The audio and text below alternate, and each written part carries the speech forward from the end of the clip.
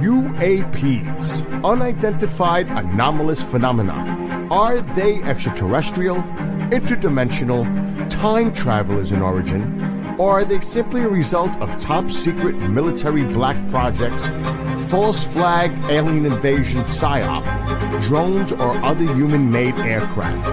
Join UFO historian Don Ecker, MUFON State Director for New York Chris DePerno, retired veteran pilot Commander Cobra, and well-esteemed host and researcher Martin Willis as they discuss the latest news and topics regarding UAPs with a no-holds-barred approach on UAP Crossfire.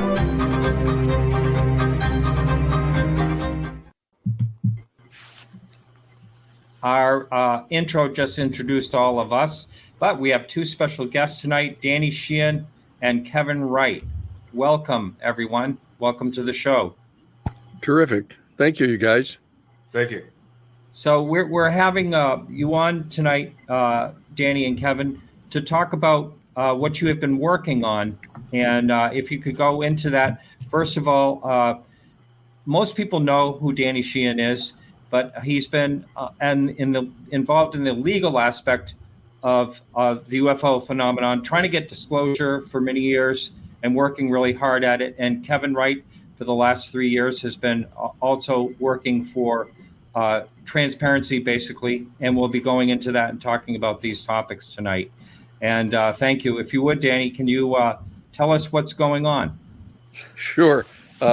What's happening is there has, even though the issue of the UFO phenomenon and its potential relationship to an extraterrestrial civilization has been the topic of very intense conversations basically since 1947, when there began to be a lot of sightings, and it was later revealed that these sightings had really started back in July of 1945 around the facility at White Sands at Alamogordo, where they were planning to detonate the first atomic bomb. But there were lots of sightings that the government officials and military people were getting in the 1945 period. But what happened in 1947, in July of 1947, there was a crash of a vehicle of some sort near the military base in New Mexico, at where the 509th Bombing Squadron was housed, which was the only bombing squadron in the world that had access to atomic weapons. And a craft of some sort crashed there in Roswell, and a report was issued immediately by the military press office there that they had recovered a UFO, or flying saucer. And that went out over the AP wires across the world, and there was this huge surge of interest in it. But what happened is virtually immediately, General Ramey, who was the regional commander for the U.S. Army Air Force, arrived at the base and ordered the local newspaper to send a reporter out to take photographs of a weather balloon that he splayed out on the floor at the base and had photographs taken saying, oh, this is what really happened. It was just a weather balloon. But that bulletin that went out over the Associated Press instigated a huge level of concern and interest on the part of people around the country. And there was this entire period that went on from 1947 all the way through the 1950s with literally hundreds of sightings of UFOs. And the United States Air Force in 1952 initiated a purported investigation or study of this phenomenon, and basically ended up effectively trying to dismiss virtually all of these reports as one form or another of simple mistaken identity of some natural event, like swamp gas or flocks of birds or searchlights reflecting off clouds, etc. And it turns out that was a complete fraud of that investigation. Excuse me. And that there were over 700 of those sightings that they could not explain away. And the bottom line is that this persistent effort on the part of the United States Air Force and the United States military to disparage the reports about UFOs went on and on and on until they had successfully tried to convince virtually everybody in the country that anybody who believed that they saw a UFO was basically mentally ill, and that they should be ridiculed and dismissed.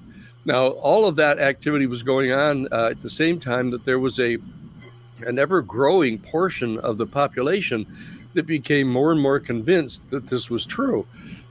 Excuse me. And that and what happened is that the American citizens organized a number of organizations that began direct, immediate citizen investigations of various sightings and events of landing saucers, direct encounters allegedly with the occupants of these flying saucers. And what happened is that this whole event sort of surged in the 1950s and 60s, and then kind of went quiet, even though there were all these meetings of ever increasing numbers of people that kept going to these annual conferences of different UFO organizations. And what happened is, most recently, what's happened in December of 2017 is one of the insiders who had been retained to please, yeah, I'm getting this cold, sorry guys, that one of the insiders who had been appointed by the United States military to supervise a top secret classified investigation, a genuine investigation, purportedly, of the UFO phenomenon, Luis Elizondo, ended up becoming totally frustrated excuse me, over the fact that he was being lied to, blocked from getting out information, etc. And he and another fellow who was working inside the government as the deputy assistant secretary of defense for intelligence, Christopher Mellon, they secured copies of F-18 fighter jet gun camera videos of UFOs and brought them to the New York Times, and the New York Times published them, released those videos on their internet and services, and put out a front page story on December 17th of 2017, revealing the fact that there was in fact this clandestine top secret program going on inside the Pentagon investigating UFOs. And so this began this kind of more recent modern era of a huge surge of interest in the UFO issue, because it was now being acknowledged effectively that the United States Pentagon believed that UFOs were real, and that they were going through this process of trying to determine exactly where they were coming from and who was behind all of this. And what happened is, in the course of that, another deep insider, a Colonel David Grush, came forward.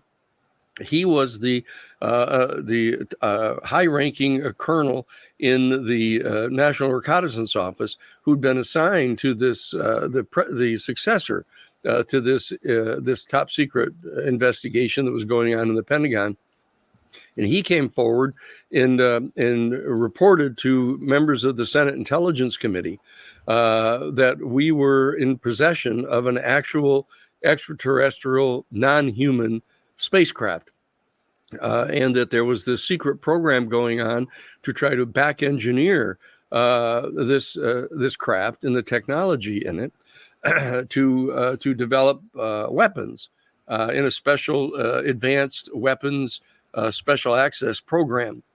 They also revealed the fact that there was a black budget that was functioning inside the Pentagon, pursuant to which money was being pilfered from appropriated monies for different programs that were being secretly funneled into this budget to both not only recover, but potentially even shoot down UFOs to try to recover their technology. So the United States military and our intelligence community could back engineer that technology to make weapons So this explosive testimony came into the United States House of Representatives on July 26th of this last year of 2023. And immediately, the United States Senate on July 27th of 2023 unanimously passed in the Senate Intelligence Committee 17-0 the authorization to promulgate a major piece of legislation that was, in effect, the UFO Controlled Disclosure Campaign Act, trying to mandate that a campaign be designed by a special committee to provide to the president to undertake the fairly rapid revelation to the public of the information that had been secretly gathered by the military intelligence community over the last several decades, since basically the Roswell event back in 1947. And this bill passed the United States Senate.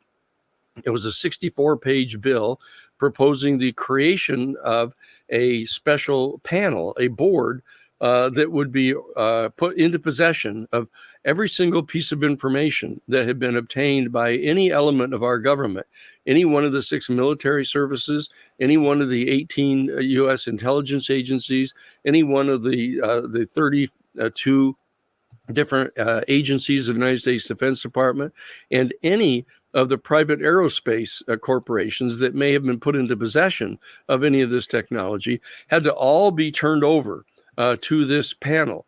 And the panel would then facilitate the process of placing copies of this information in the National Archives.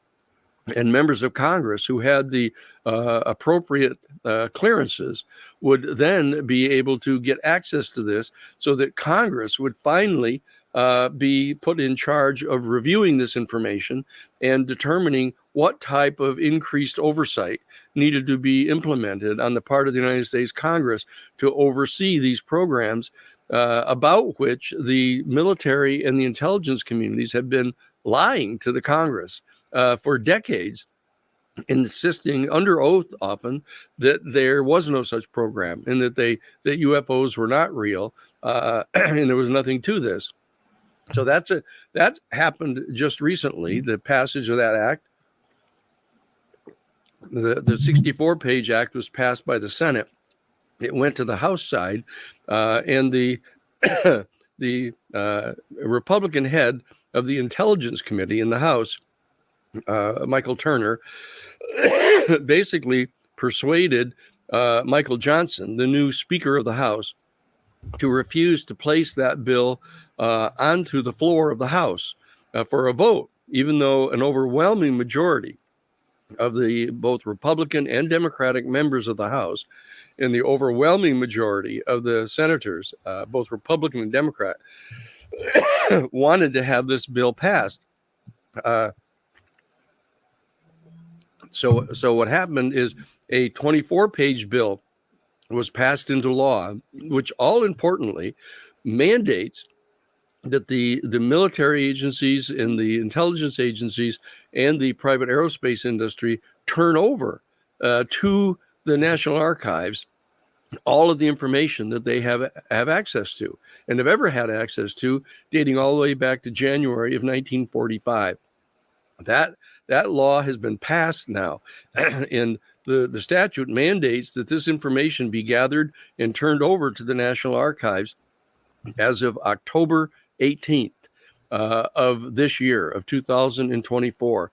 Interestingly, coming just about 2 weeks or so prior to the new national election that's going to be coming up in November. So unless the president, in this case, Joe Biden, unless the president takes steps to specifically mandate that a particular piece of information be concealed, every piece of information that is more than 25 years of age, which would, of course, cover the Roswell crash and events subsequent to that, need to be revealed to the public. So there is operational at the present time this extraordinary program that's going on, gathering together all this information and getting ready to make it available to the National Archives, and some substantial portion of it being made available to the public that people don't even know about. There's this entire thing going on, and probably less than 5 or 10% of the people in the entire country know that this is happening. And so what we have done is we are the New Paradigm Institute, which is a 501c3 public interest organization that has offices right on Capitol Hill, has been designated in the Senate bill as one of the groups that is going to be nominating persons to this board of review, except that the board of review had not been approved by the House of Representatives. So what we have is we have a 24-page law that now mandates that it all be turned over to the National Archives, but there's no provision in the bill yet for who is going to be reviewing all this information and what kind of a process is going to be adopted for determining how much of this information is going to be made public. And so what we have now is a 24-page version of a significant portion of the 64-page bill, but all the enforcement mechanisms, the power to have subpoena power, the establishment of this board to review all the information, the ability of the board to make preliminary determinations as to how much is going to be revealed to the public, all of that is still awaiting approval by the House of Representatives. And so that what's going on right now is the United States Senate, primarily the Senate Intelligence Committee and the Armed Services Committee, are in the process of recrafting additional legislation that is going to be put into the House to get past enforcement mechanisms, hopefully to reestablish this reviewing board to be able to undertake the promulgation of a plan that they're going to propose to President Biden, pursuant to which this information will be revealed to the public. But because of the delay now in getting this board appointed, because the Speaker of the House wouldn't allow the bill to be put onto the floor unless that board was taken out of the bill, that board may not be put into place and become operational until whoever is elected in November, the new president, is put into a position to make the determinations as to how much of this is going to be publicly revealed. So this becomes a major potential campaign issue that no one quite knows about yet, but is in the offing to become a significant issue, because whichever of the two presidents that are competing for the election in 2024 in November, if one of those two candidates agrees to reveal this information more than the other, they may generate more public support. But nobody quite knows about this issue yet. So our New Paradigm Institute is in the process of establishing citizen groups, Citizens for Disclosure, in each of the 435 congressional districts, these action teams that are going to be educating their citizens in the area about the existence of this 64-page bill, and the desire to set up this process of revealing this information to the public. And this is going to be coordinated through the New Paradigm Institute. And we are in the process of organizing a coalition of all of the major organizations and researchers in the field of the UFO studies to participate in giving support to the overwhelming majority of Republican and Democratic senators and Republican and Democratic members of the House of Representatives who want this process to be established.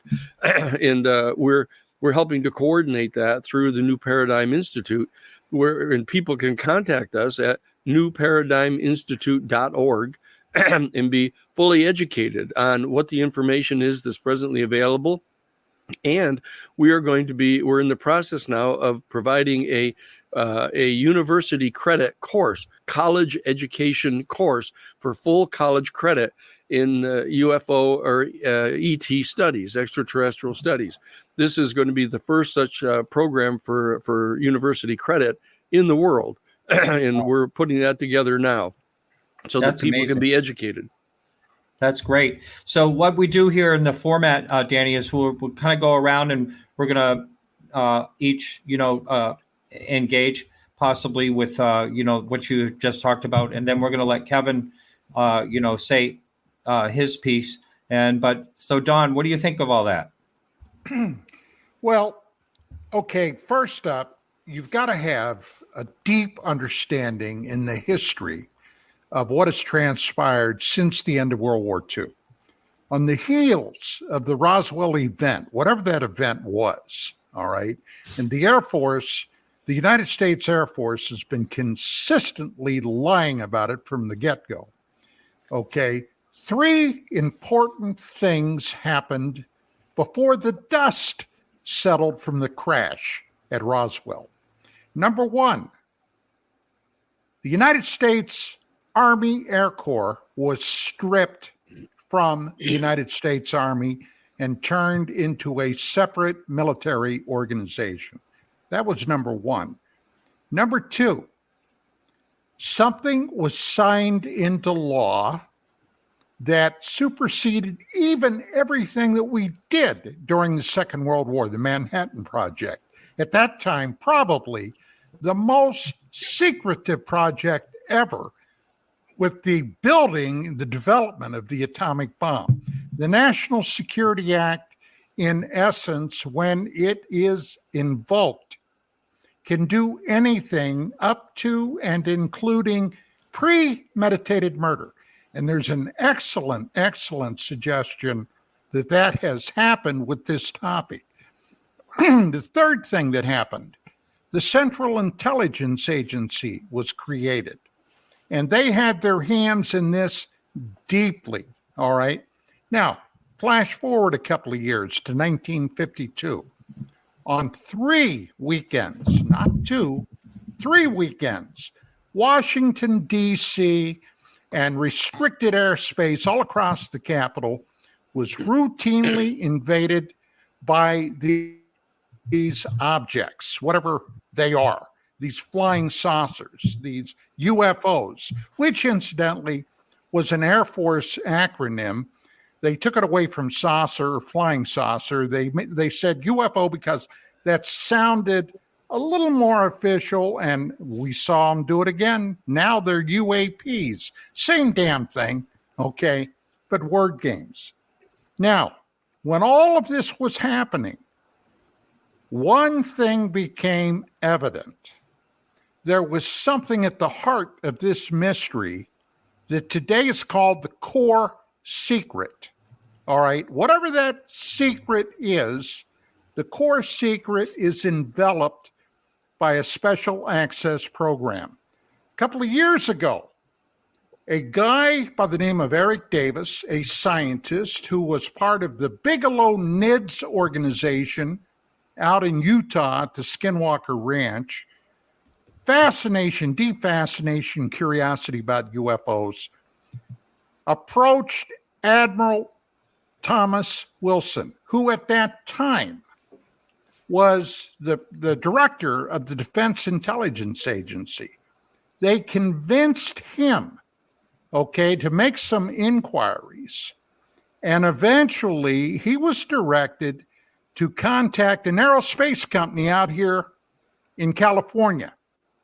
And he called them up, told them who he was, director of DIA, for God's sake. Okay, they said they couldn't talk to him. He'd have to fly to the West Coast. Now, I don't know this, but I'm an ex-cop. I was a criminal investigator. I'm pretty convinced it was probably Lockheed, but he flew out to the coast. They took him into a skiff.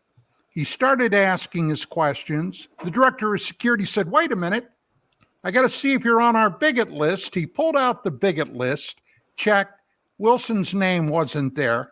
They sent him back. Now, Wilson, incidentally, has denied this across the board. But when an SAP is in play, he's got no choice. He has to lie, because if he doesn't, the bottom line is he can be arrested. He can be charged with a federal felony. Now, what is this secret? We don't know, but we do know this. Whatever it is, the president of the United States of America does not have a need to know. We've heard about this from several presidents, not the least being Obama and Bill Clinton. They tried to find out what the hell was behind this UFO thing. Well, gentlemen, I don't want to go on and on. There are a lot of people here tonight, but the bottom line is this. Whatever secret they are keeping, don't you for 1 second ever believe that they will release that, because releasing it, they are afraid, would lead to chaos across our society, our civilization. Now, take that for what it's worth, but that's my 2 cents. What do you say to that, Danny? Well, that's true. that's some more granular, specific information about the general issue that I was talking about. This is true. There's an additional dimension of this, that since I've been meeting with a number of the people that are involved in the legislation, in analyzing what the pushback against the legislation has been, one of the things that they've been concerned about is that there has to be on this board that they're talking about putting together to review the information and make judgments about how much of this is going to be made public. They want to be able to preserve what they refer to as all of the elements of power presently operational on the planet. They want to be able to maintain the entire economic system, the political system, the nation-state system, the present banking system. They want to be able to maintain what they view as the elements of present power on the planet, because those in positions of power are afraid that if it's revealed that they've been involved for the past 75 years in lying to Congress and lying to the Congress, in lying to presidents, that the people are going to lose confidence in sort of the elite governing class of our country, and that they'll lose power, and that there will be radical reforms made in the governing structures. For example, this national security state legislation that Don has referred to, the National Security Act of 1947 that created the Central Intelligence Agency, et cetera. they've been engaged in a myriad amount of criminal activity, massive cocaine smuggling, heroin smuggling, political assassinations, overthrowing democratically elected governments, et cetera. And they have been largely responsible for the program to suppress any information about the UFOs in the secret program that's going on about it. And they're terrified that if, in fact, it's revealed what it is they've been doing, in addition to suppressing information about the UFOs, that they're going to lose power, and that radical steps will be taken to modify the national security state apparatus that is operational in the country right now. So that's an additional thing that they're concerned about. They keep on pretending that what they're really worried about is that, chaos will reign in the world if people realize that there's an extraterrestrial civilization. But the fact of the matter is that virtually everybody below 50 years of age in the country right now, like 85% of people, all believe that there's an extraterrestrial civilization. That now with the mounting of the major spaceborne telescopes, et cetera, the discovery of the exoplanets, even the Catholic Church has now issued public statements saying that it's now pretty clear that much sooner than had been previously anticipated, we're going to discover life elsewhere in the universe. So there's an entirely changed condition here now with the younger generations now about this issue. And there's not a reasonable grounds for believing the rationale that's being proposed by those who are keeping the secret still. But the things that Don has pointed out are all true, and a lot more besides that. Yeah. Thank you, Danny. Cobra. Danny, a longtime fan of yours, followed your work over a number of years. In my career in the military since I've long since retired.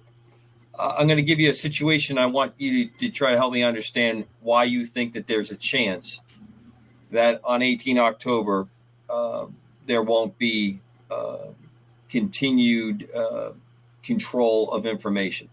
And I'm going to simply give you the example that we had the opportunity to finally have the files of JFK's assassination investigation opened up. Mm-hmm. And they were not. It was renewed for continued systematic holding of the files. Your thoughts? Oh, well, Because I just don't see the atmosphere. Mm-hmm. Congress, the Senate, they can all play their games on filing pieces of paper and going back and forth. They've had years to tackle this, and it's a game. I just don't see. I don't see it happening. I think what you're pointing out, Cobra, is that the national security state has basically asserted control over our constitutional government, and that the constitutional government is unable to function. That is a subcomponent element of this issue of the UFO conspiracy and the cover-up, and it's an example of how far things have gone since 1947 in allowing these unelected members of the national security community to assert control over our government, intimidate presidents, intimidate members of Congress. They've removed from office, for example, Senator Frank Church, who headed up the select joint House and Senate committee to investigate wrongdoing on the part of the CIA. In the very next election, millions of dollars of covert money was smuggled in from the Nugan Bank in Australia through 2 South African banks into the United States, and millions of dollars were put into the campaign against the Senator Church of Idaho in his 1980 election, and he was unseated. The same thing happened to Senator Dick Clark of Iowa, who had opposed covert operations in Africa by the CIA, including the assassination of Patrice Lumumba. The same thing had happened to the United States Senator from Indiana, Birch Bayh, who had opposed. They're unseating members of the United States Senate who happen to criticize the covert programs. So it is true, as you point out, Cobra, that there is inordinate amount of power that is being displayed by the national security state infrastructure over the constitutional government. What we need to do is mobilize a massive movement on the part of our citizens. This is one of the subjects that has the most widespread, totally bipartisan support, is the revelation of this information. As you saw, that by 17-0, all the most conservative senators and the most liberal senators in the Republican and Democratic Party all voted to have this done. Out of the 435 members of the House, probably 420 of them all want this done. And yet the national security state and infrastructure is so powerful that they're going to be threatening and intimidating people who threaten to reveal this information. I think that this is something that has to be confronted. And what we need to do is use all of the democratic tools that we have at our disposal, the massive mobilization of the citizens, the public information going to the citizens about all of this matter, and focusing it in a professional way on the Hill with the members of Congress in both the House and Senate to hold hearings. That we now have at least 40 deep inside sources about the existence of this program, and verifying the fact that we're in possession of one or more extraterrestrial non-human spacecraft, and that we know that there is a biological proof now, DNA proof that the occupants of the vehicles are non-human. We know these things to be true now, and we need to get this information shared with the people. And the people need to mobilize to exercise our power as citizens to be able to push back against this national security state apparatus and amend it in an important way. I think that major amendments of the National Security Act of 1947 need to be undertaken in the face of how far this has gone now, to the ability to suppress the fact that there is an entire extraterrestrial civilization of non-human intelligence coming and going from our planet, that this has to be done. I agree with you, Cobra, that this is going to be a challenge. That's why we have to get off our collective duffs and help mobilize the people, to get the people educated, to have shows like this where we reach out to people across the political spectrum, to come forward and to demand the release of this information. And we have the particular statute that has been crafted now by the United States Senate Intelligence Committee and the Senate Armed Services Committee that can do the job. So we have the piece of legislation in place. What we need to do is mobilize the citizen support to get it passed. Thank you, Danny. Chris. Thank you, Martin. Mr. Sheehan, thank you first for coming on the show. It's always nice to hear what you have to say. I want to pivot just a little bit and ask you about some of the whistleblowers. You represented Lou Elizondo, correct? I still do, yes. All right, sir. So in Politico wrote an article on Lou saying that top officials were trying to discredit him, even call him crazy, and the whole bit. And what we're seeing now is a very upfront attack on all the whistleblowers. David Grush was attacked. Lou Elizondo was attacked.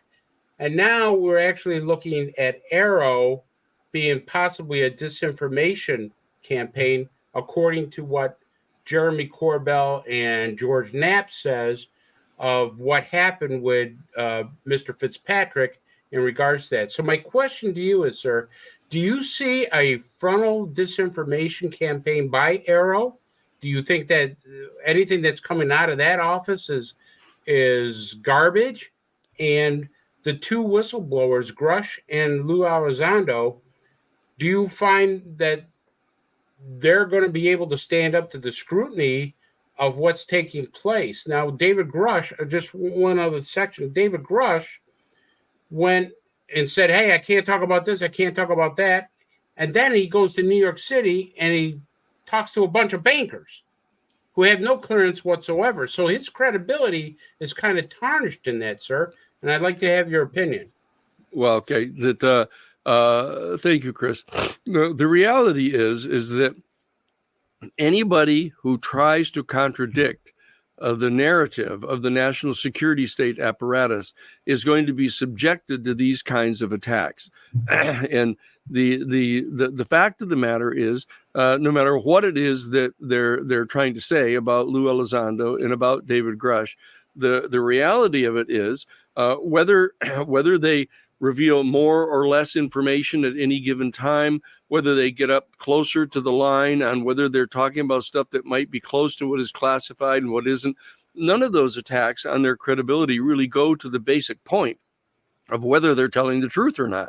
What they've done is they've gone to Congress and presented this information. They've presented corroborating information. They've got 40 of these different whistleblowers that have all given sworn testimony to the Senate Intelligence Committee. We are in the process of assembling all of this substantive information with full documentation, full corroboration, so that they can attempt to attack the messengers all they want. But they're not going to be able to disempower the message itself, because the truth of the matter is that they are in possession of these craft. They are, in fact, and have been, in fact, engaged in this effort to back engineer these things. And they are in possession of bodies that have been recovered from the craft that are non-human. So this is the basic information that is at the core of this thing. And that's the information that's getting ready to come out. So that they can throw slings and arrows at people, just like the effort of the Nixon administration to try to destroy the credibility of Daniel Ellsberg, by breaking into his psychiatrist's office and trying to steal the files to show that whether one thing or another that he said to his psychiatrist, they do this all the time. But you have to be able to weather that kind of a storm. But they're weathering the storm right now, in that the United States Congress is in the process of potentially bringing forward more of these eyewitnesses. And these they keep calling them whistleblowers, but what they are is the experts who have direct firsthand corroborated proof of what it is that Grush and Lou Elizondo are saying. So that's what the process is going to be. That's going to happen here. They can chip away and try to attack Lou, about one thing or another that he said to one podcast or he didn't say to another podcast. But that's just chickens kind of pecking at the ankles of a giant. And the giant is moving forward here to reveal this information. And all the henpecking that goes on isn't going to stop that. What is your opinion of Arrow, sir? Well, Arrow, it was interesting. The creation of Arrow ended up being, again, a compromise that was enforced by the House of Representatives. The original organization that the United States Senate wanted to create was the Unidentified Aerial and Undersea Phenomenon Joint Program Office. And it was going to be empowered to actually undertake active investigations to determine what the truth was about this phenomenon. And what happened is the House of Representatives, again, under the whip hand of people like Michael Turner, who is the congressman from the 10th District in Ohio, which is the home base of the Wright-Patterson Air Force Base, where the craft was taken from Roswell to try to back engineer it, that these people are blocking this. But the reality is that this legislation is going to come forward and be passed. In the Arrow office was a watered down version of that. So they didn't have subpoena power. They were not tasked officially with the obligation to investigate any of this information. All they were assigned to do was to be available so that if any whistleblower wanted to come in who had security clearances and wanted to reveal this information to some centralized source, could come into the Arrow office. But the Arrow office was not engaged in leaning forward to find out the information. They weren't investigating any of the information once it had been given to them. They weren't attempting to corroborate the evidence. And what happened is, because of that, the people that were in possession of the information didn't trust them. And so what they did is they kept on going to the Senate Intelligence Committee and providing the information to the Senate directly, rather than going through this side office that didn't seem to be taking the information with adequate seriousness. That's really what happened. And that's why Sean Kirkpatrick got replaced. And that's why at the present time, the Arrow office is not being perceived as really undertaking as aggressive an investigation as the members of Congress really want undertaken. So that's why they're revisiting it to try to put in place this board that will have subpoena power and investigative authority and be clearly charged with the obligation of finding out about the information, not just sitting passively in an office waiting for someone to come through the door to give you information and then just write it down and do nothing about it. Well, that would be excellent if they actually did that. Danny, the only real whistleblower we have here is David Grush, right?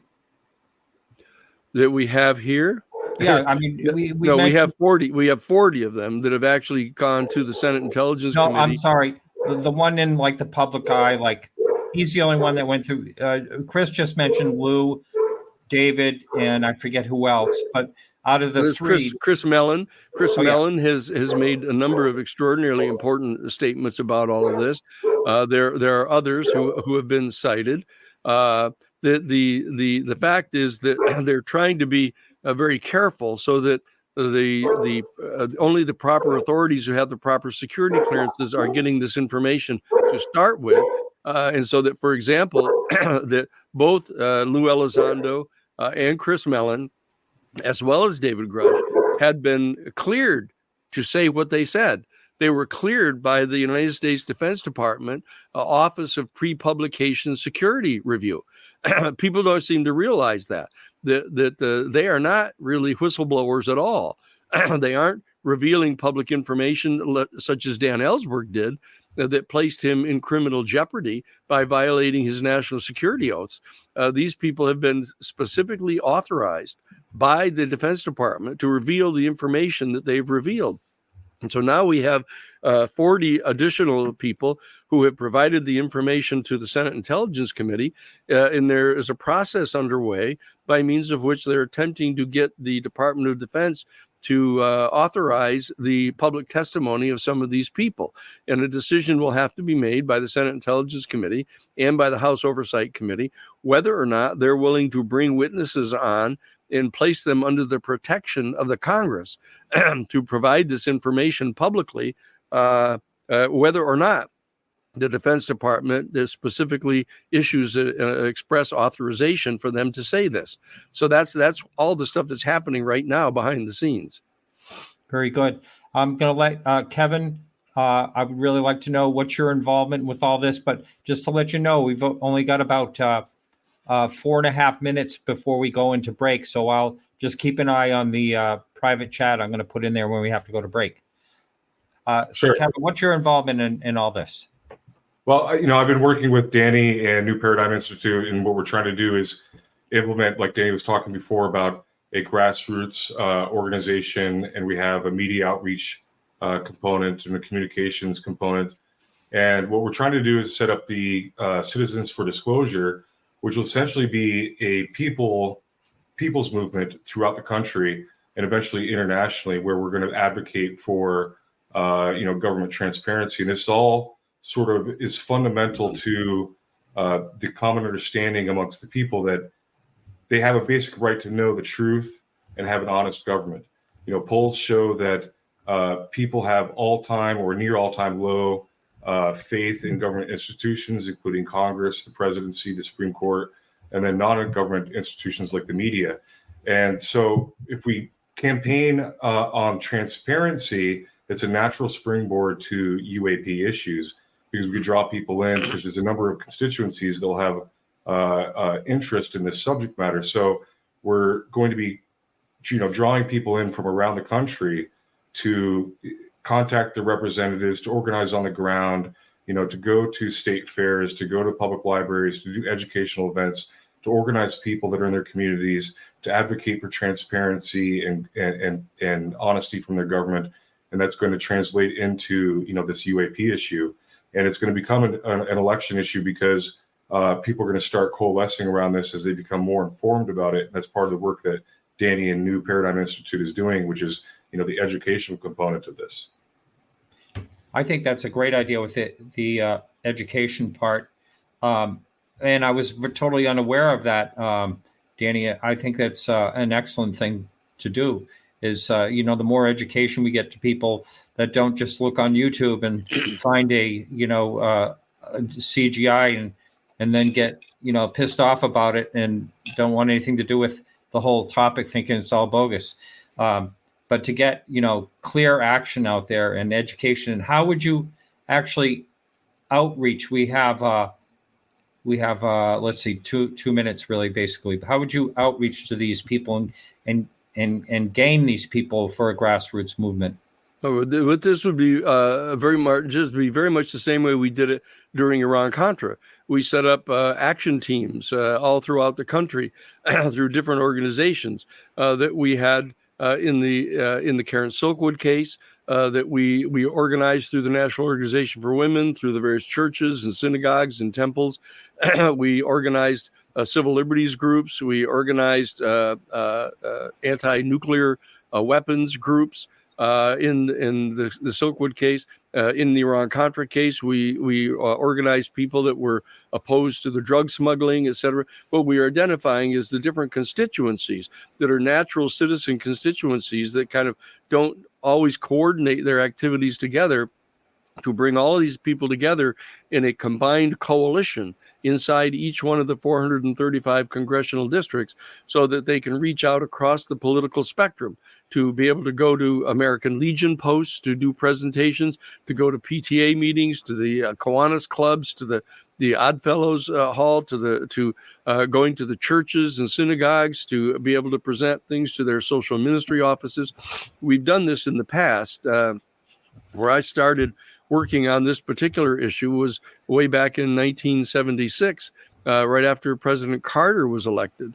And I was contacted to become part of a major research study that was done at the request of President Carter to investigate the UFO phenomenon and its potential connection to extraterrestrial intelligence. We reached out through the Jesuit order into all of the 54 major religious denominations in that particular instance, to try to get the Soviet Union to step back from the Cold War. and to agree to disassemble the nuclear warheads of their arsenal. Those were things that we've done in the past. We have direct experience over the past 50 years in reaching out through other citizen organizations to mobilize these groups. For example, the Mutual UFO Network has people in virtually every one of the congressional districts around the country who are tasked and trained to go to UFO sightings and landing sites and investigate it and research the people and interview them and keep official records of them. There are people there already who are interested in the subject. What we're going to do is reach out to them to have them each organize a major citizens group in their area and write letters to their editors of the local newspapers, go on their local cable television shows, go to the meetings, hold meetings at the high schools, in their assemblies, go to the local colleges and organize them. This is a major citizens movement that we've all down through the years figured out how to do with regard to particular issues. We've seen issues rise up all of a sudden and put such pressure on the elected representatives that they have to do something about these things, even though they're pressured by some of their major funders not to do it. But I think we know how to do this, and that's what the New Paradigm Institute is doing at the present time. And people, all they have to do is go to newparadigminstitute.org, and they'll hook into all of this information, and they can become part of the courses college credit courses that are teaching all about this, so they can become adequately expert to help organize and chair one of these local organizations, and then bring those people in to getting the same kind of degree of education about the subject. That's the key to this thing. This is citizen education, citizen mobilization, and working in coordination with the people in the Congress, both the House and the Senate, who want this legislation passed. That's what we're going to be doing. Excellent. Well, I think we're going to be going into break. And we'll be right back after 2 minutes and 32 seconds. Hang tight. All right, we're back with special guests, Danny Sheehan and Kevin Wright, both who are, it looks like Danny might have had some type of camera issue here. He's trying I think Danny's trying to give us a virtual tour of his really cool library study right there. Yeah, maybe he's selling the house. Cool. Maybe we'll see this on Zillow or something. This little thing just collapsed. Yeah. Where's Greg? Get Greg back in there. Yeah. It looks good, Danny. I think you said. Yeah, you're good. I think we're okay now. Yeah, Danny, you're good. Yeah. So I'm just going to ask Don, you anything to comment on what you've just been listening to in the last bit here with Kevin and Danny? Well, the political action is definitely vital. The problem, as I see it, I'm here in California. Our culture and society right now is divided more today than I've ever seen it in my entire life, even during the Vietnam era. Yeah. People today, they've lost the art of civil discourse. Now, I totally agree with what Kevin and Danny are suggesting. I totally agree with that. But the problem is you still have a large segment that are malcontent, not to mention the national security state, who has no interest in disclosure, in my opinion, whatsoever. So the trick would be to find a common ground to address this. And incidentally, gentlemen, with all the years that I've been involved in this field, and it's been a long time, I got to tell you that for whatever it's worth, I am convinced that more than one extraterrestrial civilization, sentient beings, have been dropping by here.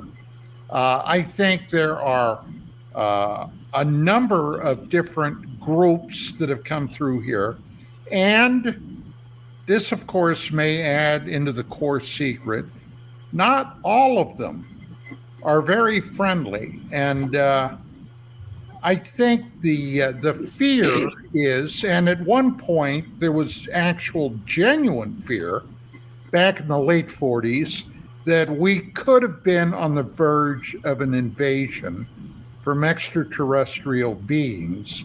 This had to be a terrifying scenario for the people at that time, and they rightly surmised that that was not then the time to disclose very much of anything.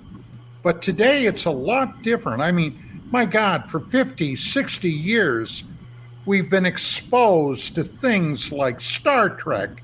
We've been exposed to Star Wars, all types of alien-themed entertainment. And I think people today are much more willing to accept the idea that there is other intelligence out there. But it's to get everybody working together. I just don't see how the national security state will ever relinquish any control over this topic. I just don't see it. Well, I would say this, that it was absolutely clear that the national security state people definitely did not want any of the Pentagon papers published. Yet we succeeded in doing that. It's clear that they did not want the Kerr-McGee nuclear facility that was reprocessing all the spent fuels from the nuclear power stations. They didn't want that stopped and shut down, but we did that.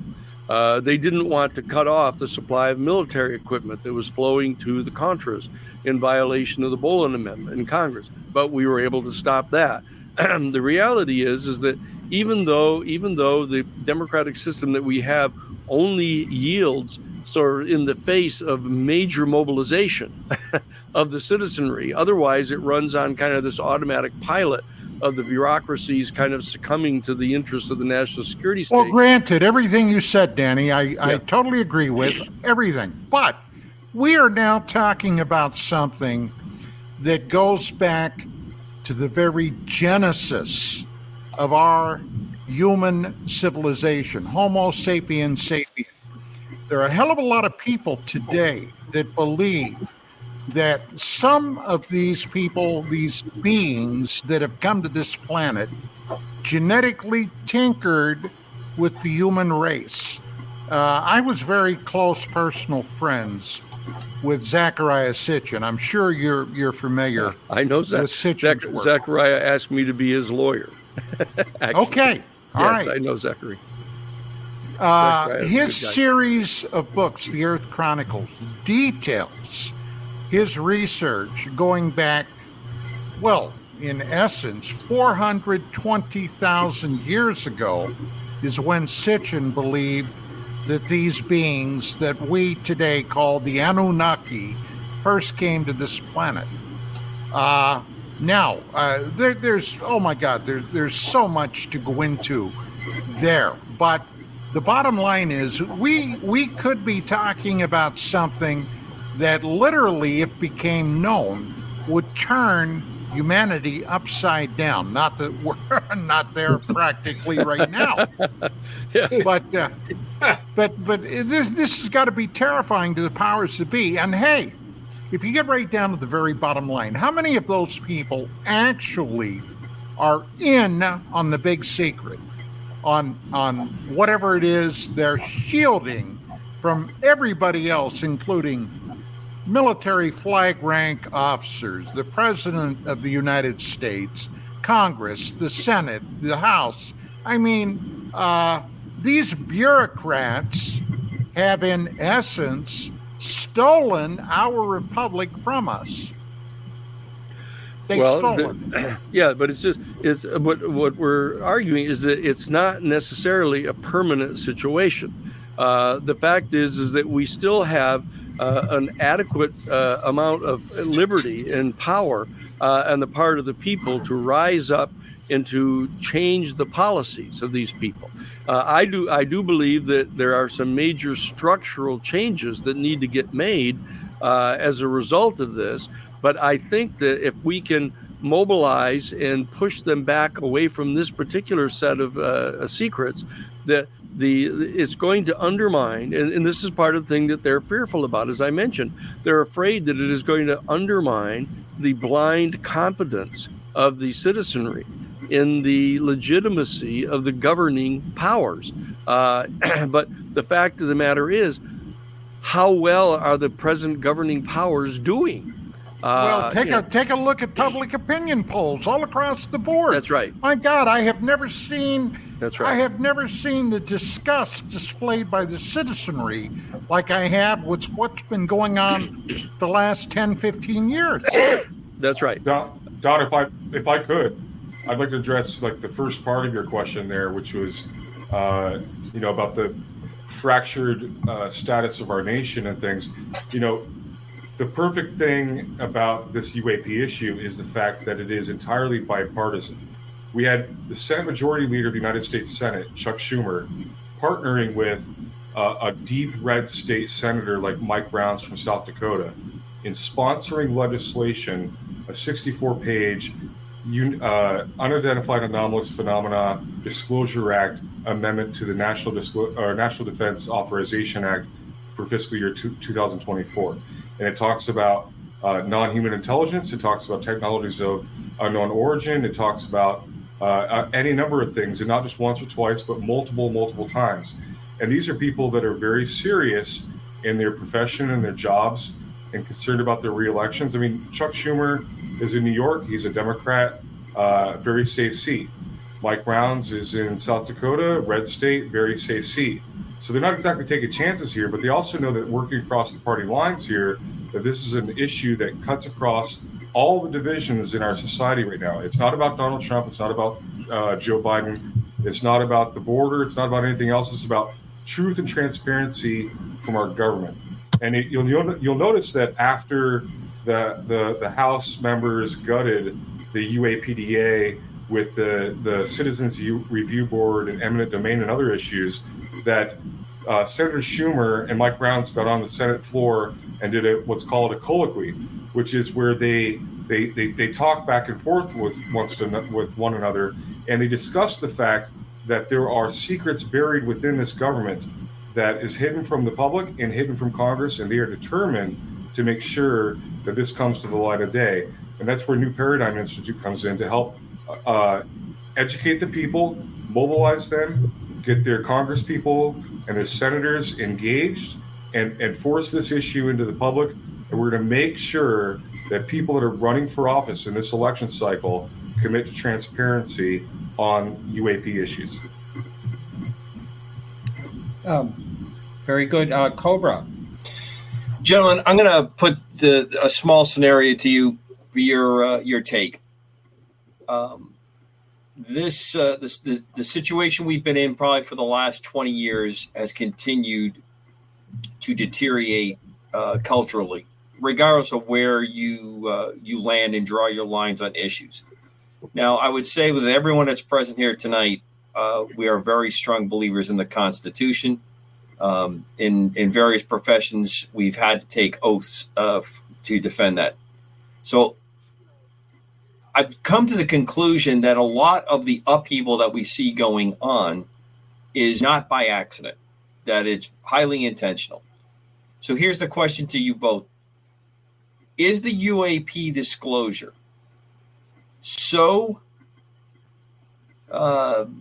its magnitude is so high that this is what the deep state is generating to keep it from moving forward?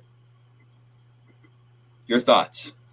I'm not sure I understand, Cobra. The deep state is generating what specifically?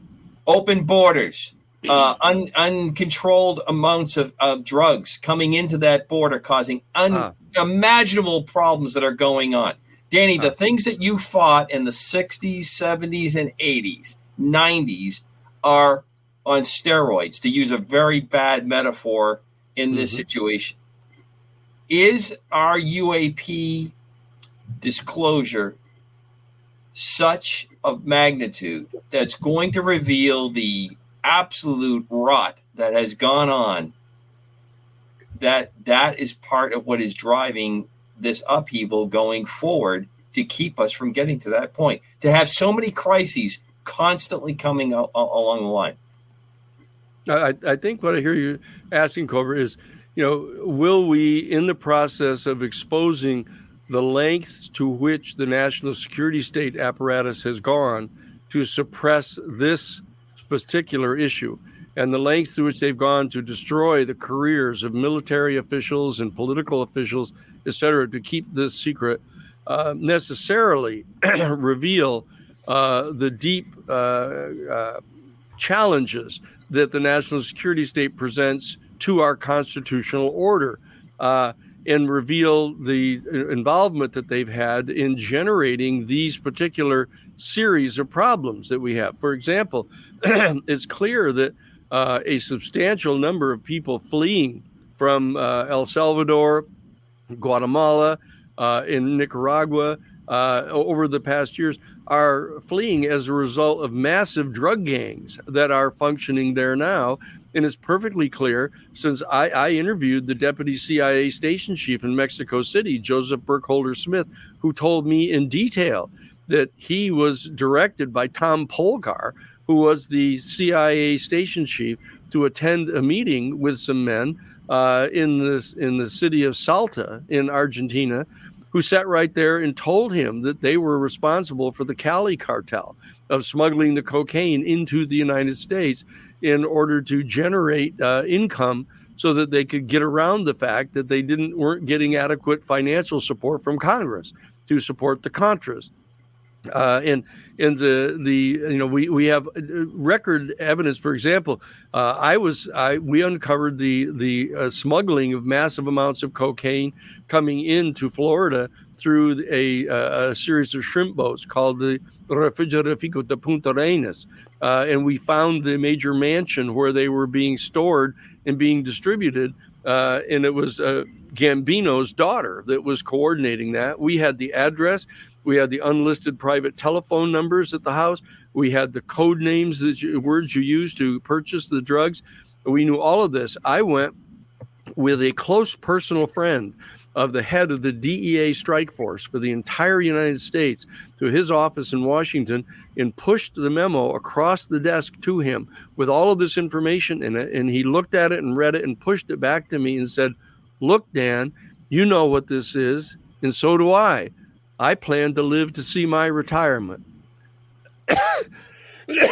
That constitutes such a threat to the constitutional order of our country that steps need to be taken to deal with this. I think, as Kevin has pointed out, this is the most widely bipartisan issue that I have ever seen in the 50 years that I've been working in public policy areas. We have meetings with AOC, Alexandria Ocasio-Cortez, sitting in meetings with Matt Gaetz, and others that are all sharing the same view that this needs to be revealed, that they want to work together to cut back against the exercise of the national security state in this case, that we have an opportunity to bring about a coalition of people from the left and the right, from conservatives and liberals, Republicans and Democrats, advocates of different issues. We can bring them all together in this case to confront this national security state bureaucracy. I think that we need to have a joint Senate and House special select committee put together like the Church Committee. It was put together back in 1975 and 76 that began to try to explore the excesses of the CIA in that particular instance, where we need to examine what the consequences have become of the creation of the national security state in 1947. I think that this particular issue has such widespread support and can be subject to mobilizing the American public to push back against the secrecy that's been surrounding this issue for all this time, to begin to dig in deeper. For example, it's important to remember. Danny, let me interrupt you just 1 second. Yeah.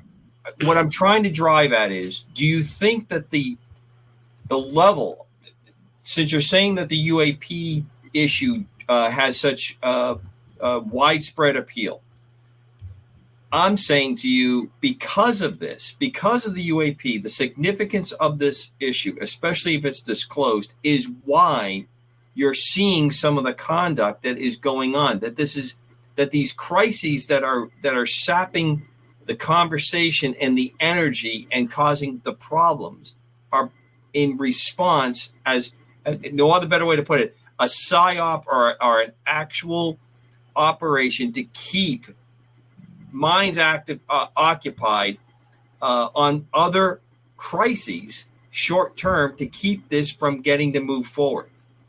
Okay, I don't think so. I think Cobra, that we can analyze the origins and sources of a lot of this major upheaval that's going on right now. For example, the long-time conflict in the Middle East between the state of Israel and the people of Palestine, the issue of the recruiting of former republics from the Soviet Union into NATO.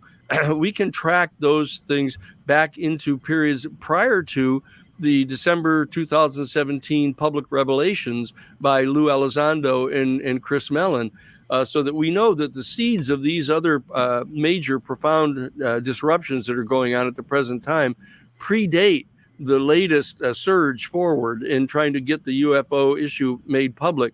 So I think that even though they seem to be occurring in parallel, I don't believe that the instigation of those other crises that are afflicting us are in fact the proximate result of the national security state attempting to foment distractions to deter us from getting access to the UFO information.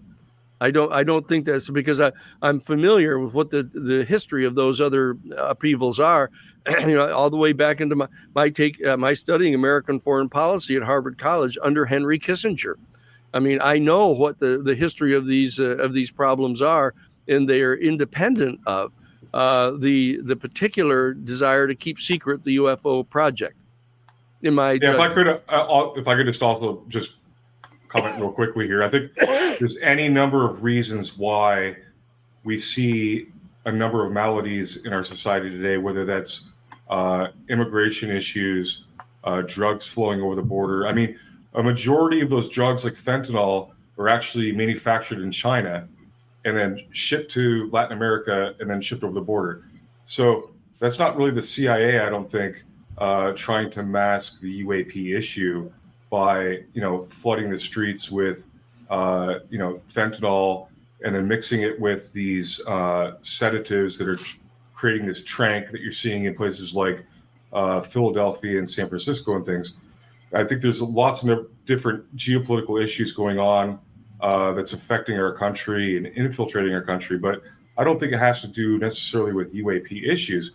But at the same time, it is obvious that over the course of the last 80 years that we have had PSYOP misinformation and disinformation campaigns waged against the American public by our government or factions of the government within the CIA, DIA, NSA, etc., to further the to further the cover up of the UAP issue. With the original sin was, of course, was Roswell, or perhaps earlier with the discovery of the UAP crash in Italy, the Vatican telling the United States government about it, retrieving it after World War II, any number of things. But the fact remains that they have become very adept at hiding these things. But I don't think that they're manufacturing all these other various crises to hide the UAP issue. I don't think that jives. Well, I appreciate your take. I'm a little bit more suspect at this point that the height, as Don was saying, that disclosure indicates, I think highly motivates people that have lied and continually have lied. And quite honestly, I think, Denny, as you stated, there's people lower down in the process of who are just doing what they think their job is to thwart any kind of disclosure or any kind of release of information. That's not. I don't think that's a very big leap. But I appreciate your take on for both of you. Thank you. Thank you. That was good. Chris? Well, first, Mr. Sheehan, let me applaud you for some of the stuff that you've done in your past. And if anybody can get this out, it'll be you. I mean, you've done the Pentagon Papers, the Watergate issue, the Silkwood case, and God knows how many others. So first of all, let me applaud you. It's a great thing. But I have to agree with Don Eckert and Commander on certain, and my focus is what the intelligence community can do and can't do, because one, the intelligence community control the mainstream media. There's no question about that. And without the mainstream media, it's going to be a very uphill battle to get groups together and keep them interested. That's number one. Number two, for the logistics of what you want to do, you're going to need money. And the intelligence communities have their own way of getting their money, as we've seen in the past. And you would have to raise money, and a tough time for people to give money to UFO community stuff. It's just, with inflation and everything else going on, the price of gas and everything, getting money for donation to a grassroots group for UFO is going to be very tough. And I have to say, Kevin, I applaud you for your work and what you're doing, but I do agree with the commander that there are some things that are going on in the world that they're pushing so hard, they want you focused away from this. I remember what Lou Elizondo said. He said a very frightening thing where he said, people in the Pentagon came up to me and said, this UFO thing, we know what it is. It's all demons. Now they come out and they push that to Lou, so Lou would publicly come out and say that. That's a very scary thing. Think about it, is that this whole UFO culture is nothing but angels and demons, and the rapture's coming and everything else under the sun. And that came out of Lou Elizondo's mouth about what he was told at the Pentagon. So maybe there is something that is so frightening that it would cause chaos. Now, being a former police detective, I will tell you, I've been on cases where people thought their neighbors were aliens. Now, this is how crazy this would get if it came out publicly. If something was that frightening, they would go shoot their neighbors because they thought they were aliens. And we had a case where in another state where a person was trying to call Bigfoot, and the guy next to him shot him because he was so scared of Bigfoot. So, Mr. Sheehan, my thing to you, how are you going to get a grassroots going? And I applaud you for it. I hope you do it. But how is your game plan going to be when the intelligence communities practically almost run the state right now, the national state? Well, one of the things to keep in mind, Chris, is the fact that a substantial majority of the people in our country that are under 40 years old don't rely upon the major mainstream media anymore at all. They don't watch the evening news. They don't watch MSNBC. They don't watch Fox News. They don't watch CNN. They get their news over the internet through shows like this and other sources. So that the fact that the CIA has infiltrated the major mainstream media through Operation Mockingbird in placing the national security reporters inside the New York Times or the Washington Post or at NBC and NBC, that they've miscalculated.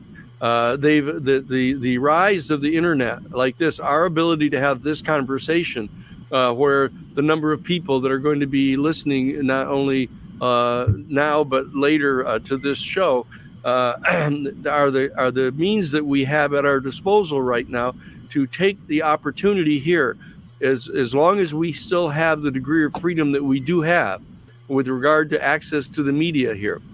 While we still have the freedom that we do have to move around, to move from state to state and help organize these citizen groups, we have an opportunity here still to mobilize the people. I believe that there's still the possibility of doing this. And the reason I say that is because we've done it before. I mean, people told us when we started talking about, trying to reveal the fact that the Kerr-McGee nuclear facility, that was the facility that was owned by Robert S. Kerr, who was the United States Senator from Oklahoma, who in fact was the chair of the Armed Services Committee in the United States Senate, the second most powerful man in the Senate next to Lyndon Johnson.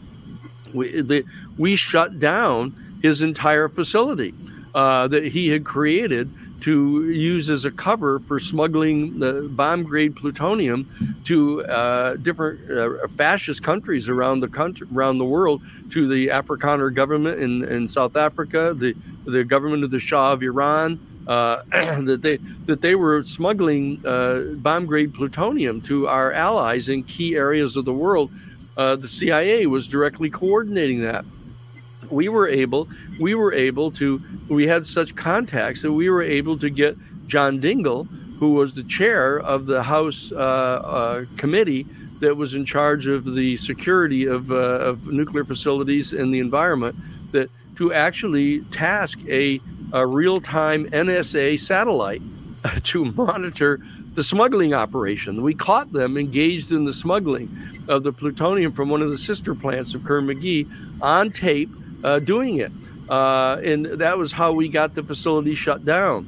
So that we've got allies in law enforcement, we've got allies in the national security community, we have allies in the military intelligence community.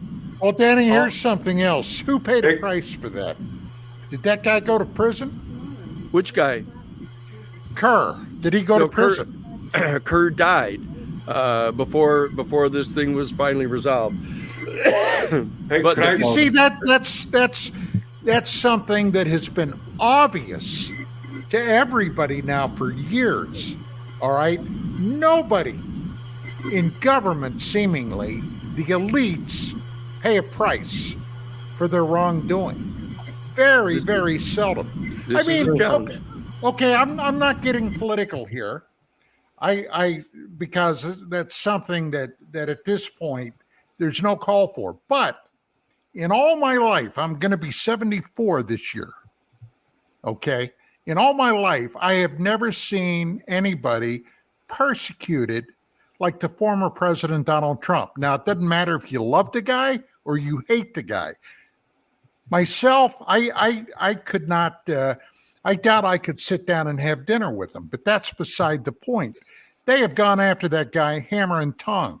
But yet, on the other side, several years ago, Hillary Clinton, whom Trump ran against, okay, for president of the United States, do we all remember what she did with all those laptops?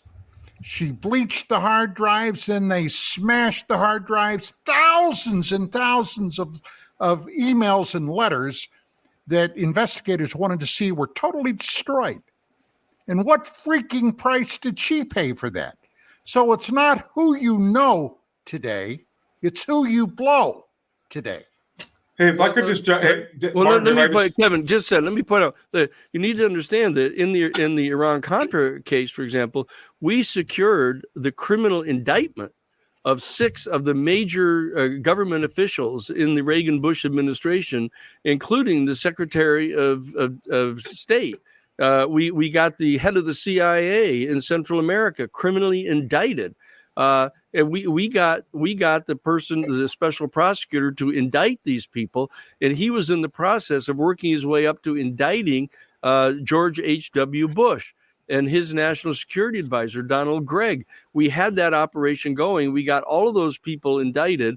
So that and we, as I say, when you close down the central processing facility where they're smuggling the plutonium to other countries. These are major successes that we have achieved. It is true that until we disassemble the structures of the national security state that were set up in the National Security Act of 1947, these people are going to keep coming back and perverting our justice system. Well, I was going to say, I don't remember H.W. Bush going to prison. Maybe I missed that. No. That it's true. But the people around him got criminally indicted, and that they were in the process of getting this investigation to go forward with a special prosecutor, Lawrence Walsh.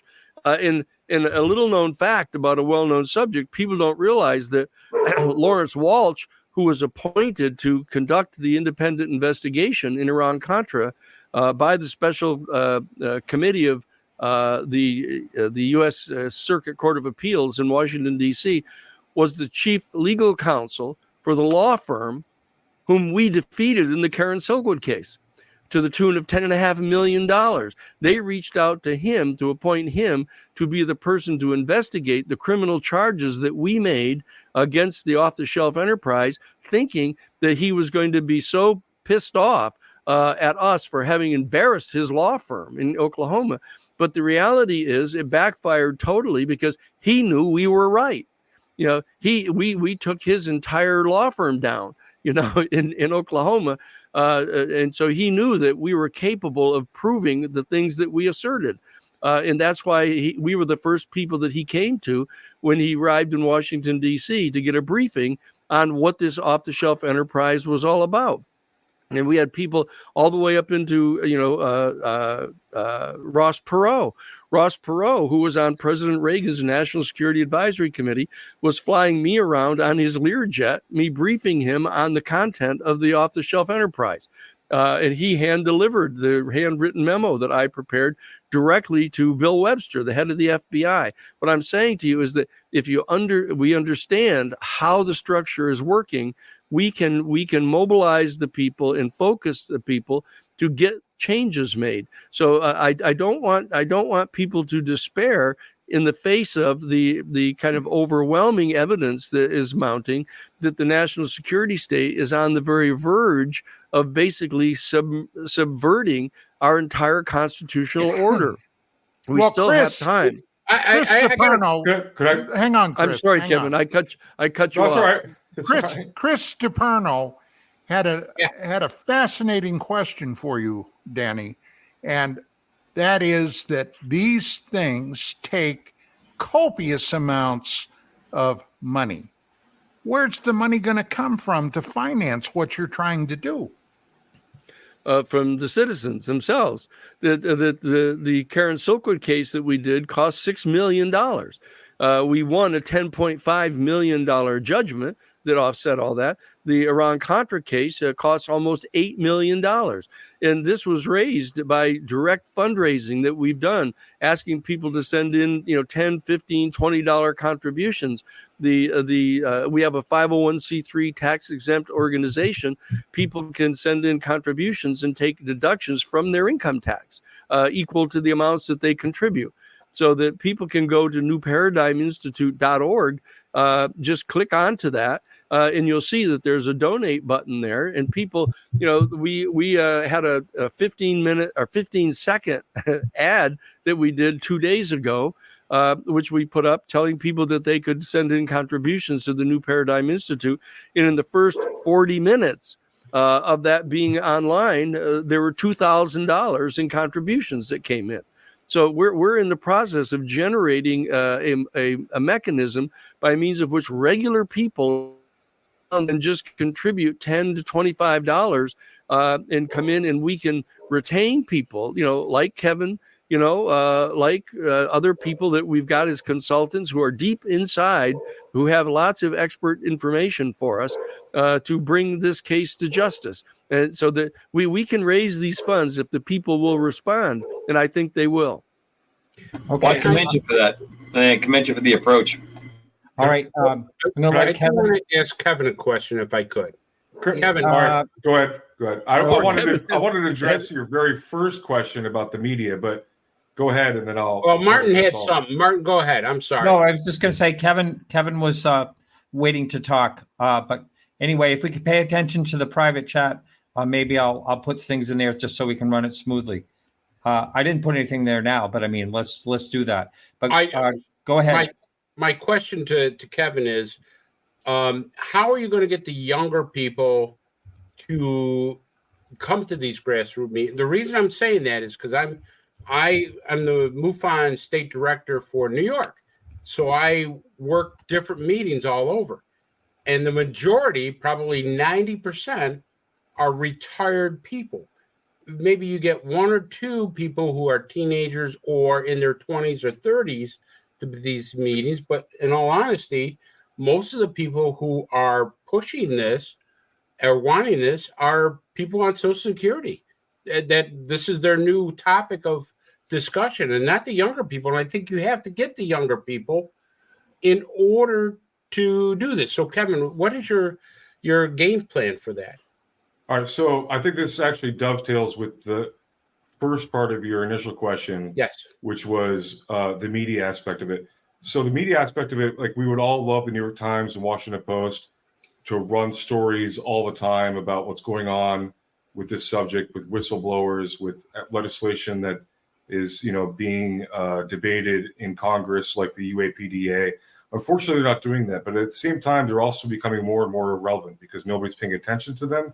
These are dying organizations that are begging for you to pay $1 a month for a subscription to their organizations. The people that are actually engaging with people and monetizing it are the podcasts like Joe Rogan and others. And they, even some of the smaller podcasts that have an audience of 15,000 people maybe, are exceeding the viewerships of segments of CNN and Fox News and MSNBC and other organizations. I mean, CNN just had to leave their headquarters of 20 years. They're going bankrupt. These organizations are becoming irrelevant. So to address your second part of the question is, we're going to find these people, especially the younger people, on social media. That's why we're advertising on X, formerly Twitter, on Facebook, Meta, Instagram, on TikTok. So we're reaching new audiences in different ways. And you may not be aware, but about 3 weeks ago, we sent out a press release announcing that New Paradigm Institute was launching a series of 6 ads targeting different constituencies on UAP, educating the public about this subject, and asking them to go to newparadigminstitute.org and go to the call to action, which we have, which is for Congress to hold more hearings with whistleblowers in a public realm. So we're reaching new audiences in different ways that sort of sidetracks from the New York Times and these legacy and mainstream medias, because they're becoming more and more irrelevant and nobody's paying attention to them anyway. I hope that answers your question. It does, and I wish you the best for it. It's a good game plan. I'm not sure it'll work, but it's a good game plan. It's going to work. Yeah. I mean, look, we've only started, and we've already had more than 5,000 people join our call to action on this whistleblower issue. And that's without having even spent really any money in the early months of this effort. So, I mean, it's only ramping up, and we have a short window here where we do need people to contribute money. But, there's enormous progress and enormous promise, and a lot of people that are very interested in what we're doing here. And I think that there's an enormous promise for success here in terms of what Danny's trying to do and New Paradigm Institute's trying to do overall in this subject. Yeah, I think TikTok is a good idea for the young people. So I have a question I'd like to pose to, mostly I think it was you, Kevin, that mentioned it. But all right, we talk about this grassroots level where we're trying to get people to join in and talk with whatever police departments, or I heard you say PTA. But what about there's still, even though the New York Times article came out, made things softer, there's still the ridicule factor. I mean, are these people that are interested in this, do you feel that they will go ahead and actually go up into a PTA meeting and address the whole meeting when it comes to this, esoteric topic? Yes, because I'll give you a perfect example. Earlier in the week, I think it was, or maybe it was last week, there was in the Pennsylvania House of Delegates, there was a meeting with, I forget who the gentleman was, but he was essentially in charge of emergency management for the state of Pennsylvania. And a House member asked him about the UAP issue. This is bleeding into the mainstream. This is becoming a topic which people are actually talking about. They're becoming much more informed about, and then much more interested in. And the ridicule and the stigma is still there, but it's also decreasing.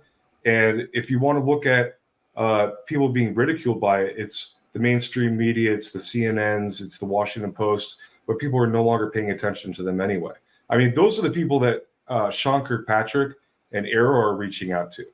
But it's a failed effort because this is a situation that's already been, has already escaped, the cage and is running wild in the zoo around the country. And they're no longer paying attention to the zookeeper, which is the government.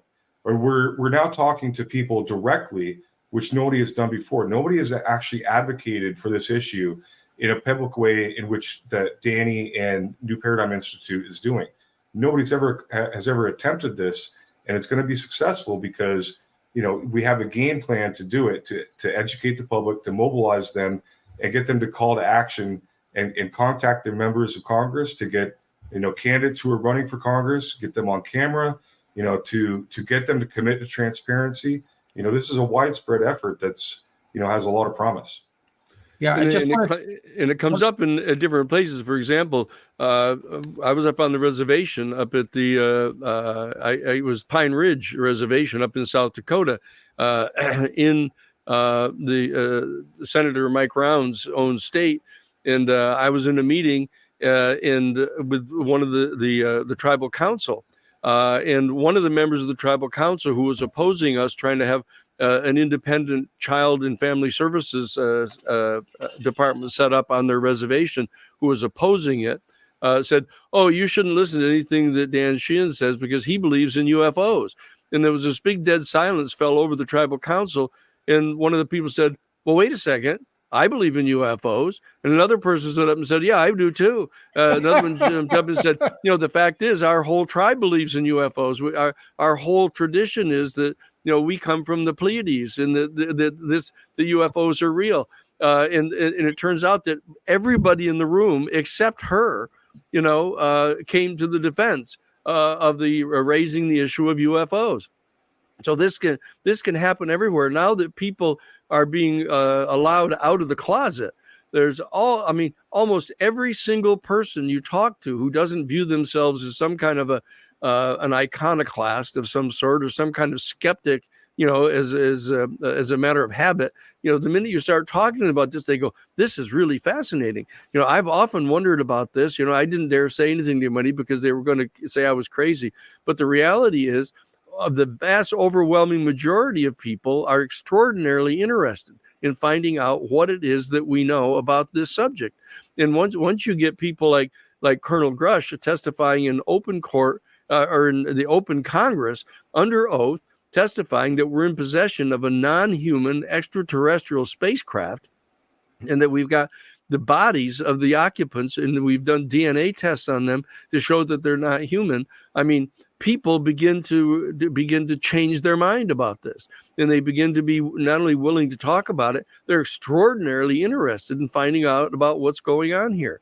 And that's what we're in the process of explaining to them. Tomorrow, I have a 2-hour Zoom that is going to be going on with the people that are taking this master's degree course in extraterrestrial studies, and we're going to be reviewing, for example, the octave of different beliefs about what the origin and nature of the UFO phenomenon is, discussing whether they're more likely to be extraterrestrial from a different star system that have come here, such as was related by Betty and Barney Hill, back in 1967. They had who professed to have a direct encounter with members of a craft who actually drafted a star chart to show exactly where they came from. And it turns out that when you ran it through a computer, it showed that they came from Zeta Reticuli, a particular star system that has a binary star with planets around it. We now know that through the James Webb Telescope. Okay, and we are going to talk about whether they're extra dimensional, in light of the fact that, for example, people don't realize we human beings, Homo sapiens, we can only see 1/3 of 1% of the entire electromagnetic spectrum. Right. There's an entire set of other vibrational frequencies that exist in the universe that we cannot see without special equipment now. Okay, and so that we're going to explore this question of whether or not there is some sort of mechanism by means of which these craft can move in some other dimension to come here to our planet. There aren't many people around, such as I, who've sat down and had this conversation with Carl Sagan, from years ago. And the only thing that was keeping him from believing that they were coming here is he said, well, nothing can possibly go faster than the speed of light. That no material can possibly go faster than the speed of light, because the mass of that particular unit of matter condenses and increases proportionally when you increase the speed. The fact of the matter is that was before they discovered the tachyons. Tachyons is a particle that they've now discovered in the CERN particle collider, that there is in fact a particle of mass that travels faster than the speed of light. It actually gets to a place before it left. Left another place. Now, this is stuff that we're just knocking on the door of right now, starting to discover. And these are the kind of technological and physics discoveries that we're going to be making that are all attendant to the revelation of what we come to know about the UFO phenomenon. So that people are extraordinarily curious about this. And if we have a controlled disclosure process pursuant to which this information can be rolled out to the people in a systematic and responsible way, so that it's integrated with the structures of our planet, we can within our lifetimes, a number of the old gray hairs sitting around here, that within our lifetimes we can radically transform the entire geopolitics of our planet. And transcend this extraordinary process that we see now with massive bombings going on in Gaza. People in the Ukraine, knee deep in water in trenches, shooting rockets back and forth at each other like World War I. I mean, this is preposterous, and the people that are in control of the power structures of the planet right now go, well, we can't possibly do anything that's going to disrupt the power structure on the planet right now. Look how well we're doing. We're not doing that well. That's the whole point. We need to really have some sort of radical intervention here if we're going to get past this kind of level of pessimism that you feel inspired once in a while to express, that, things are completely lost. The national security state is in complete control. I don't think that's true. I think that we have an opportunity here, that I have been involved in doing things that were viewed as absolutely impossible in the past. And we can do it again if all the citizens can be mobilized and can be educated so that they have the facts and the information and the inside documents that show that this is true. Once you're shown a photograph of a UFO crash retrieval process, such as I saw back in the spring of 1977 in the classified portions of Project Blue Book, that this is real. And when I bring this information back to the Jesuit headquarters, and I show it to Father William J. Davis, who's my superior at the Jesuit headquarters, and he reaches in his desk and pulls out an 8.5 by 11 manila envelope and hands it to me, and I slide out an 8.5 by 11 black and white glossy photograph of a UFO. That was taken by one of his sister's best friends out of the window of their airplane. And this is all around, guys. This information is all around. All we have to do is provide a means of getting it focused and presented to the Congress, and then mobilize the people to make the Congress perform their constitutional duties. I think we can do that still. I don't think we've lost the fight for our Constitution yet. I'd like to say something here, just to put this out there. I've said this because I feel this is true. I feel that the government probably knows a heck of a lot more than we do about what's going on, but I don't think they have the full picture. And I don't think that the Air Force is getting involved. The Navy is, the Air Force is getting involved, because I really don't know. I think they really don't know whether they can protect us from what these things are. And that's why, one of the reasons I think that there is the secrecy, because they don't know everything. And I wanted to hear what you thought about that. Well, the reality is that they've been lying for so long that it's very hard to tell what the truth is so far. I mean, when they're lying and saying that none of these UFOs are real, it's all a figment of people's imaginations, it's all a hoax, and then they come and tell you that, we really don't know much about them at all. I don't believe that's true. I mean, they've been recovering these vehicles for almost 80 years. That I've interviewed a guy face to face on his deathbed from Project Blue Book, who was one of the operations people in Project Blue Book, that talked all about being present at S4 underground at S4 in Nevada, when his commander was face to face with a live extraterrestrial being who was there being interviewed telepathically by United States military personnel. And they were copying down on cards, little 3x5 index cards, the answers to his questions. It's not that they don't know a lot about this, because they do. But the problem is that they're lying. And when people lie to you regularly and systematically, you can't really believe them when they say to you, well, we don't really know what these things are. None of that's true. None of that's true. They have a huge wealth of information, not only about the craft themselves and how they operate, but they have a wealth of information about the particular species and where they're coming from. I think that's absolutely clear. And we're going to find out. And we're going to find out in short order here. Anyone on that? Has that leaked out, Mr. Sheehan? The species, where they're from? Is that leaked out to the public? Well, there's some information on it. For example, it's now known that the particular star chart, as I mentioned earlier, that was drawn by Betty Hill from Betty and Barney Hill back in 1967, that the star chart didn't mean anything to anybody until they submitted it to the new computers. They submitted it to the new computers, and it turns out that was clearly a star chart that was drafted from the perspective of Zeta Reticuli. And that was why nobody could recognize it. But once they had the computer that could unpack this thing, and there was no possible way that Betty Hill could have drafted a thing like that. She didn't know anything about astronomy, so that she was told directly that they came from a place which we call Zeta Reticuli. Okay. And then this fellow that I interviewed on his deathbed from Project Blue Book said that one of the little 3x5 cards that they'd written down some of the information that this extraterrestrial person had provided to them, when they asked him telepathically, well, where are you guys coming from anyway? And he told them that he was one of people from a different number of different star systems that were working together to explore the galaxy, to look at the different planets that had developed life, to try to monitor what the state of development was of the life on these different planets.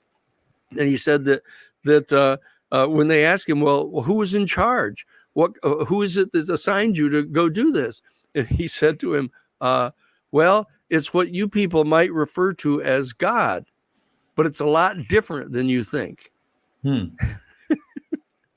Right. Okay. So there's all kinds of extraordinary information that we're right on the brink of finding out about here now. And that there's no reason why we should tolerate some tiny percentage, some infinitesimal percentage of 1% of the people of our planet, keeping this secret from everybody else, and trying to make weapons out of this. That we have a right to know this. We demand to know this. And if we believe in the constitutional principles of our government, we will all participate in mobilizing our people to demand to know this information, because we're at the stage in history, out of all the millions of years of history, that we are now at the process where in the next few years, we're going to be promulgating the major protocols pursuant to which we're going to establish the relationship that we have with an extraterrestrial civilization that's going to impact our human family for 10,000 years into the future. So, I mean, we've got to take this seriously. We can't despair here over the fact that this is going to be hard, or the fact that there's a national security state infrastructure that would prefer to keep control over this. We cannot tolerate that, and that we have a spectrum of people all the way from the right to the left, all across our political spectrum, who are demanding to get this information revealed. So we have the most widespread alliance of our American citizens that I have ever seen in the entire 50 years that I've been working in these issue areas. And you can take it from me based on my own personal experience that I'm convinced that we're going to be able to do this if we all put our shoulder collectively to this wheel and mobilize our people and demand that the United States Congress exercise its constitutional duty to get this information out of the deep state and make it available to our people so we can participate in making this set of decisions that's going to govern our human conduct for the next thousands of years. Yeah, if we're still around, that is. So just to just to keep that in mind, we get 4 minutes left to this show. So, and we have to hard stop. So I might have to interrupt if someone is in a conversation here. So we're getting right near the end, and so I guess I'm going to ask Kevin or Danny if there's anything kind of in closing that you would like to say that, you know, in the direction you think the future. Well, you know, what do you think the future will be as far as if disclosure actually does, you know, crack the door and actually open up? Either one, Danny, Kevin?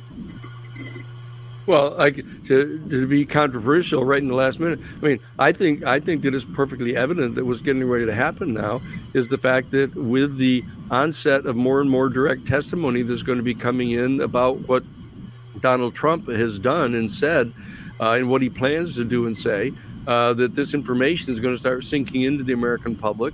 And even though the election may be close, I think that Biden is going to win. I believe that this administration is going to be the one, therefore, in charge of figuring out how to implement the provisions of this statute that the Senate is in the process of getting ready to pass. If, in fact, the House continues to move forward with the majority getting its way, we're going to get this bill passed in the next administration, which I believe is probably going to be under Biden, is going to have to choreograph this process of releasing this information to our people. And at the same time, we have to start preparing our whole culture for absorbing this and design a new paradigm, a new human worldview that is not rooted in the common assumption of all of our present worldviews, whether they're conservative or liberal or progressive or moderate. You know, we're going to have a worldview that integrates the reality of this extraterrestrial civilization and our place in it. Okay, and we have to design this new paradigm worldview and bring it into fruition. And I believe that's going to happen, and it's going to happen over the period of the next 7 years or so. That's what I believe is going to happen. I'm optimistic that I think that it will be received more well than in fear. Myself, I mean, just if we gain that knowledge eventually that, you know, we're not alone, I think that's going to be create more of a unity of people, I believe, than will tear us apart and, you know, keep us divisive. I think that, you know, that's just my opinion. I think that it could help, you know, resolve possibly a lot of friction. If all of a sudden we're not alone and we're certain about that, then, you know, we seem much smaller, not so much of ego. And, you know, just my thoughts. But we have just 2 minutes left. Kevin, any last thing from you? Yeah, I'd just like to say that, you know, I think that people that dismiss the power of the people do so at their own peril. I mean, the polls already show that, you know, the public already believes that, you know, that there is an extraterrestrial non-human intelligence, that it is here or has visited Earth, and that the government's lying to them about it. They also demand transparency and have lack of faith in the institutions. So really, the wind is at our back in terms of getting the American public on our side and advocating for this, you know, UAP transparency and disclosure. So we just need to, you know, like Danny said, all put our shoulder to the wheel together and advocate, you know, together for this. Thank you all. Thank you all very much. It's been a real pleasurable night.